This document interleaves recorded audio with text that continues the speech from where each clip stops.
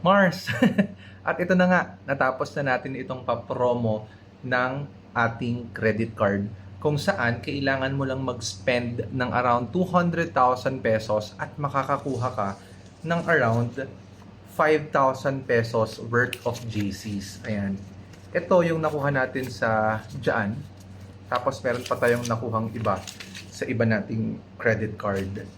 So, paano ba natin yan pwede gawin? So, number one, ikaw yung mag-spend, which is, ang tagal niyan pag ganyan. Para sa 5,000 pesos, papapagastos ka pa. So, what you can do is samahan mo lang lagi yung mga nagsha-shopping. Tapos kung nagbabayad sila ng cash, kung lumalabas kayo at nagbabayad karamihan ng cash, kunin mo lang yung cash. Tapos ikaw na yung gumamit nung credit card mo. Ikas-kas mo na yan para dito. So, paano nga ba tayo nakakasali sa mga ganito? Number one, you can check your application kung meron neto doon sa application. Number two, you can check your text message or sa Viber.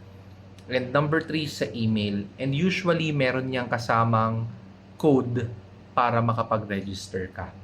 So, ayun lang mga Mars, no? Mga kakaskas na Mars. I-check nyo yan lagi kasi sayang yung freebie na yan. 5,000 dyan, minsan 3,500 sa iba, 5,000 sa iba, 7,500 sa iba. So, yun lang mga Mars. Check your emails, check your messages. Yun lang, enjoy and abundant 2024 sa lahat. Let's go!